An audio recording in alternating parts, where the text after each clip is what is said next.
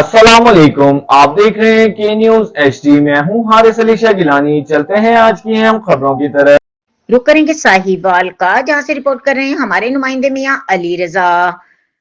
District police officer Sahiwal Mohammad Usman Tipu ने mission चौक में मुनक्किद किए जाने वाले ट्रैफिक आगाही कैंप का दौरा किया, जहां ट्रैफिक कवानीन के खिलाफ वर्जी करने वाले शहरियों के साथ साथ मुतअद्दिद सरकारी मुलाजमीन के चालान भी किए गए।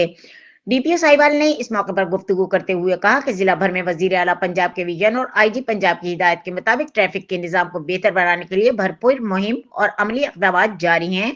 उन्होंने वाज़ेह किया कि हुकूमत पंजाब की जानिब से खुसूसी हिदायत जारी की गई है कि किसी भी तालिब इल्म या कम उम्र ड्राइवर के खिलाफ FIR दर्ज नहीं की जाएगी। ट्रैफिक मुहिम का मकसद शहरियों के हिफाजत और हादसात में कमी लाना है, न कि किसी का क्रिमिनल रिकॉर्ड बनाना है। डीपीओ साहिवाल ने कहा कि खिलाफ वर्जी की सूरत में कम उम्र ड्राइवर्स के वालिदैन या सरपरस्तों के खिलाफ चालान किया जा रहा है, ताकि ट्रैफिक नज़्म ज़ब्त बेहतर हो और माशरे में जिम्मेदाराना रवैये को फरोग मिले। उन्होंने मजीद कहा कि मोटर व्हीकल ऑर्डिनेंस में की गई तरमीम पर मुकम्मल अमल दरामद यकीनी बनाया जा रहा है, ताकि साहिवाल में एक मौसर, महफूज और जदीद ट्रैफिक मैनेजमेंट सिस्टम कायम किया जा सके।